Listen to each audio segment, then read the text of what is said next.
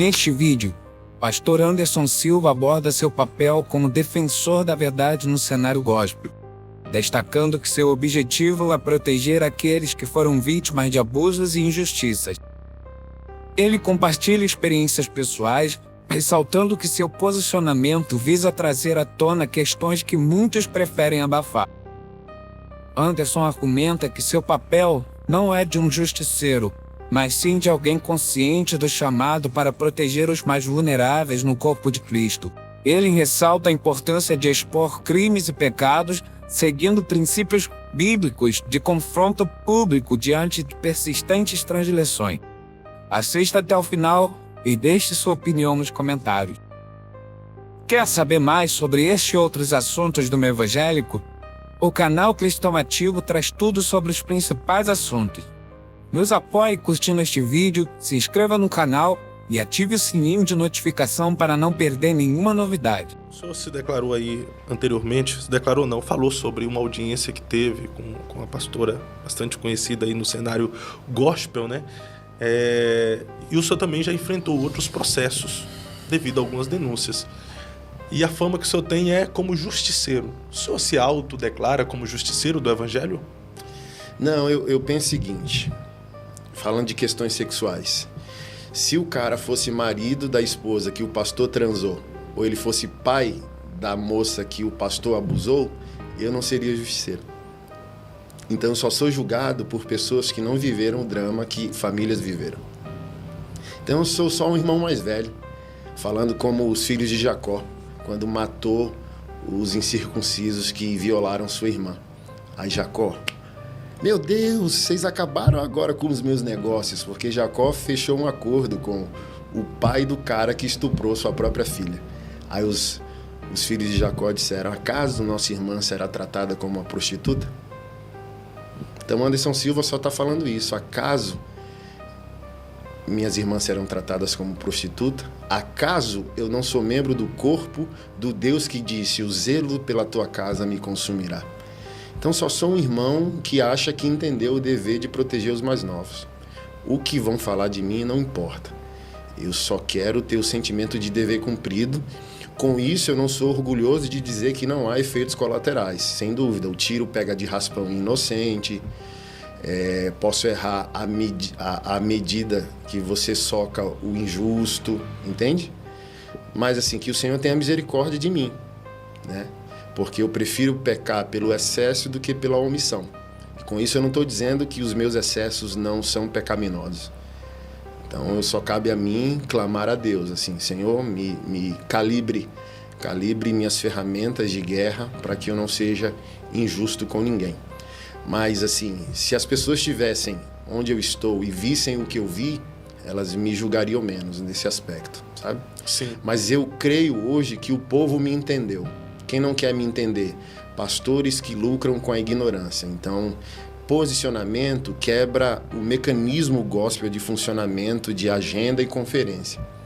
Então, eu tenho muita conferência sabotada porque fazem medo num pastor que está me levando, dizendo: se você levar aquele pastor lá famoso, nunca vai na sua igreja, porque ele tem desafeto com o Anderson.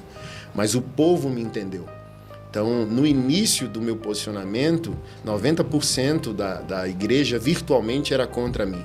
Hoje só 10%, porque o povo entendeu e disse: concordo. O povo me financiou cantores gospel de renome, que eu não quero expor para não persegui-los. Me ajudou a pagar plano de saúde para... Teve um pastor em Belo Horizonte que estuprou os 2 filhos. Uma cantora gospel famosa, das maiores.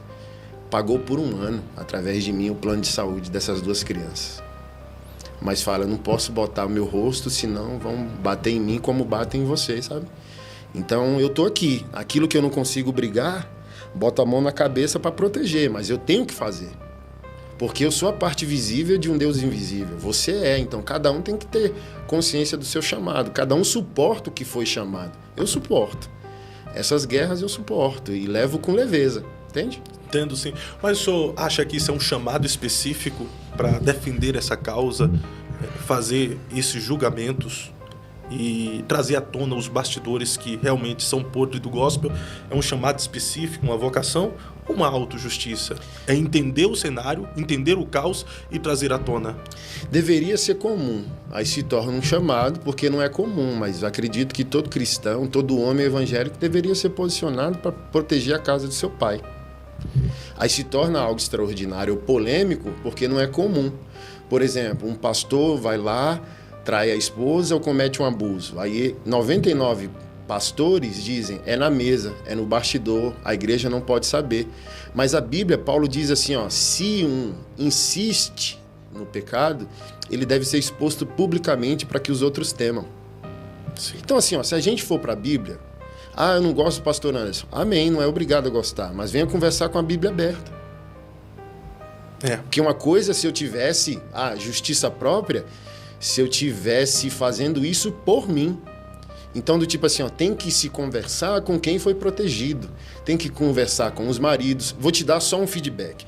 O pastor no Rio de Janeiro, com um salário de mais de 50 mil, foi demitido da igreja e eu nem pretendia isso. Então, eu comecei a confrontar um pastor em Goiânia que respondeu a crime sexual e fez um acordo com a justiça por ser réu primário. E nesse acordo, se ele não cometer nenhum crime, o sistema jurídico do Brasil, judicial, apaga o processo como se ele nunca tivesse cometido um crime. Aí um pastor do Rio, que tinha lobby com esse, começou a me confrontar e defender. Aí, maridos no Rio começou a me procurar para explicar. Olha, esse cara assim, assim, assim, assado. No final das contas, olha o que aconteceu. Um marido do Rio me procurou, porque eu me posicionei e disse, cara, por causa de você, eu me encorajei a fazer o DNA. Eu tenho dúvida que a minha filha é minha filha há 10 anos. Algumas pessoas falam, cara, tua filha é a cara do pastor. Aí você fala, velho, tá amarrado, velho. O cara me evangelizou, me batizou, me casou, você tá louco.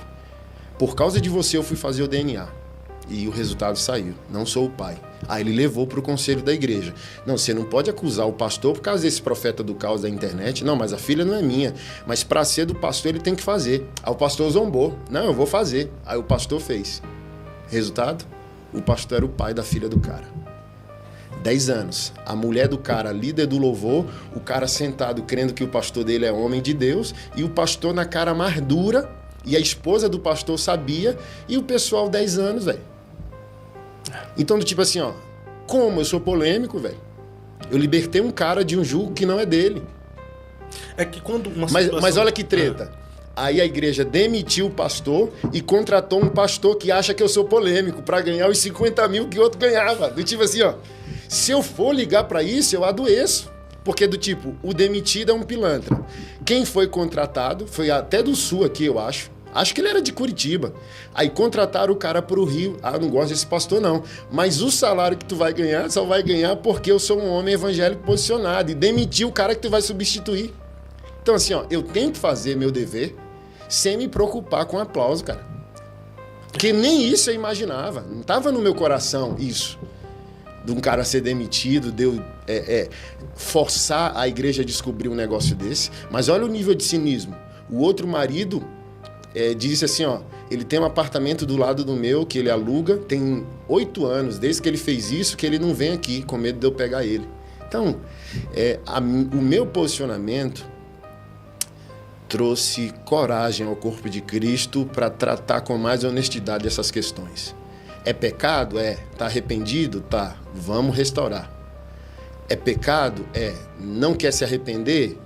A igreja tem que tomar providências. É um crime? Se é um crime, não é apenas pecado. Denuncia. O pastor tocou numa menor de idade. O pastor violou uma mulher sem o seu consentimento. É crime.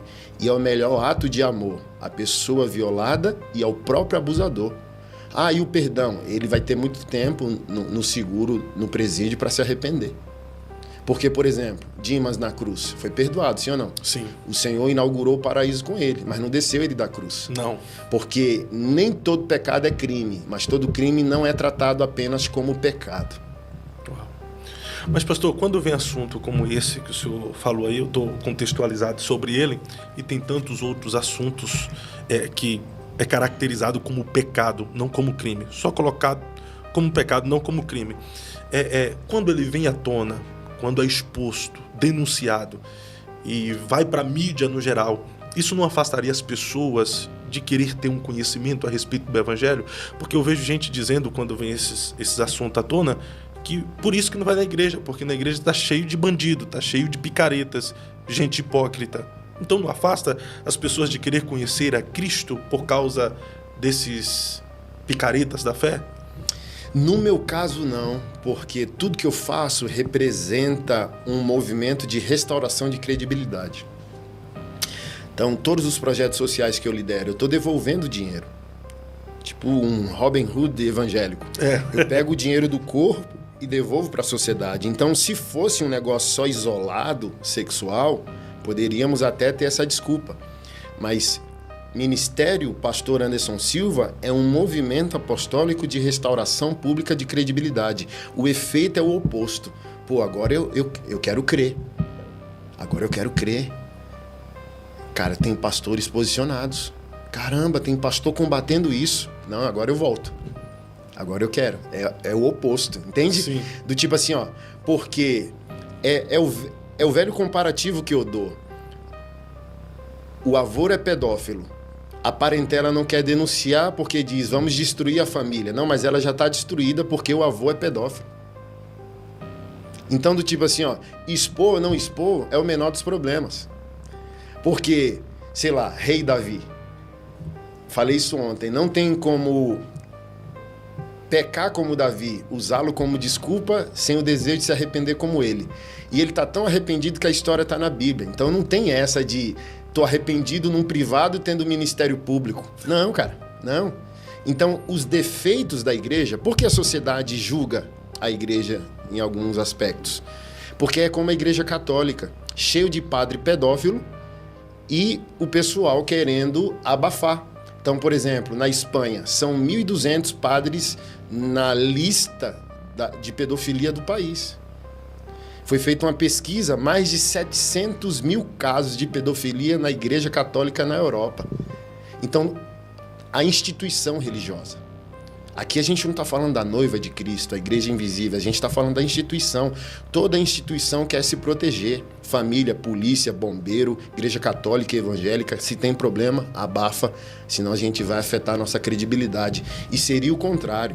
Se o bombeiro é pedófilo, expulsa credibilidade para o bombeiro. Se o policial é vagabundo, expulsa credibilidade para a polícia. Ó a política, quem crê em política? Porque é um monte de vagabundo, um monte de lobo. Mas se fosse justo, assim, ó, ministro do STF saiu da linha, Senado vai lá e impeachment. Vice-versa, o senador tal coisa, impeachment. Não, mas todo mundo quer o seu, cara. E posicionamento afeta o quê? Qual o grande problema da religião? Dinheiro, cara. Posicionamento afeta o lucro. Então a igreja enfrentar isso afeta o quê? O bolso. Falei isso ontem. Homens em pecado é mecanismo lucrativo para os pastores. Caramba, perfeito.